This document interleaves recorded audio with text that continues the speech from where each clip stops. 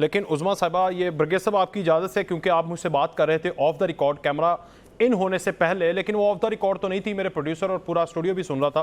बहरहाल वो आपके बारे में कह रहे थे कि आप, बरगेज साहब आपकी इजाज़त से ज़रा, आप इस्तेकाम पार्टी में आती ना, आप सही, आपका फेस इस्तेकाम लाने के लिए सही है, आप नून लीग में कहाँ ऐसे ही आ गई हैं, दोबारा ज्वाइन करें इस्तेकाम पार्टी। साहिबा विद ऑल रिस्पेक्ट, वो बड़ी जो अपना डायनामिक खातून है, ये तो इस्तेकाम पार्टी को उनकी जरूरत है। वहाँ पे डॉक्टर नून लीग में आप फिट नहीं है। अच्छा, अगर मुझे इजाज़त हो तो ब्रिजेश साहब, अगर मैं आपकी इजाज़त हो तो मैं भी कुछ अपने जज्बात और एहसासात का इजहार कर लूँ। देखें, जब सारा ये पंजाब में जंग छिड़ी थी और जब सारा हमजा शहबाज शरीफ की हुकूमत बनी माशाल्लाह, तो आपको पता है कि उसमें तकरीबन 25 के करीब लोग थे जो मुनहरिफ थे, जिन्होंने हमजा शहबाज को वोट डाला था। मुनहरिफ वैसे सियासी गाली भी होती है, खैर नहीं, मुनहरिफ का मतलब है कि आपका स्लैंग हो जाए तो लोटा कह देते हैं। नहीं, ऐसी कोई बात नहीं है कि आप जब समझें कि जिस पार्टी के साथ आप थे, नजरियात के साथ जुड़े हुए थे, वो डिरेल हो गई और वो किसी और तरफ चल पड़ी।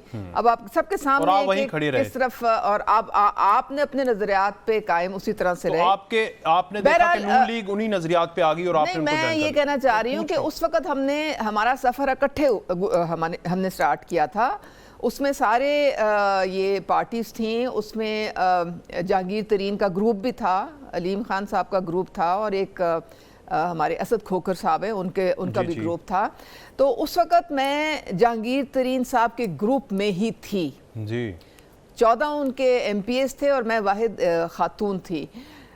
फिर आपको पता है किस तरह से 14 पे भारी थी माशाल्लाह, ये तो मुझे पता है। अच्छा, खैर फिर किस तरह से हमारा सारा मामला जब हुआ और हमें डी-सीट किया गया, तो उसके बाद कोर्ट में ये सारा मामला चला गया। कोर्ट में सारी मुझे समझ है, सब आगे ना आपको समझ। सॉफ्ट कॉर्नर है फॉर द जहांगीर तरीन पार्टी इस्तेकाम के लिए, सॉफ्ट कॉर्नर है ना। मैं आपको बता रही हूँ ना, देखें, जब वो बाई इलेक्शंस में जब 15 लोग हार गए थे, उनमें से बहुत सारे जहांगीर तरीन के ग्रुप के भी बंदे थे, और उस वक़्त चूंकि डिसहार्टन हो गए सारे, और फिर वापस ये चीफ मिनिस्टर परवेज़ इलाही बन गए, तो हमजा शहबाज भी लंदन चले गए, तो मेरा उनसे कोई इतना राब्ता नहीं था। लेकिन जिस तरह एक किस्मत की बात होती है, मेरा मरियम नवाज शरीफ साहिबा से राब्ता कायम हो गया, और 8 महीने मेरा बड़ा क्लोज उनके साथ लिंक रहा, और मैं उनके साथ great leader and you know I think कि मैंने जो हमारे ज़हन में पॉइजन भरा गया था कि जी वो तो ऐसी हैं और वैसी हैं,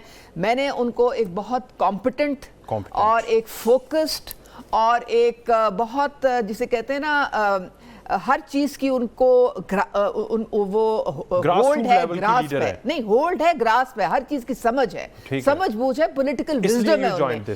नहीं, मैंने 8 महीने उनके साथ गुजारे, और उनके साथ जब मैंने उनको अच्छी तरह से जान लिया, फिर जब वो आई पाकिस्तान, तो उस वक्त मैंने जाके फॉर्मली उनको ज्वाइन किया, तब मैंने उनको ज्वाइन किया। उस वक्त तक ये इस्तेकाम पार्टी या ये इसका कोई वजूद नहीं था, लेकिन मुझे उन्होंने बड़ी इज्जत दी और मुझे उन्होंने अपना पार्टी का टिकट भी दिया। तो जो आपको इज्जत दे और आपको एक प्लेटफॉर्म दे आगे बढ़ने का, जहां आप मुल्क की खिदमत कर सकें, तो जाहिर है फिर आप, ठीक है, कामरान साहब, फिर आपकी मॉरल ड्यूटी है कि आप उनके साथ खड़े हो। कामरान मुर्तज़ा साहब, सर ये सारा पॉलिटिकल और इकोनॉमिक सिनेरियो, सर आप सीनियर हैं सर, ज़रा डिफाइन कीजिएगा। इस्तेकाम आ रहा है, इस्तेकाम लाने, साथ देंगे आप या साथ लेंगे उनका?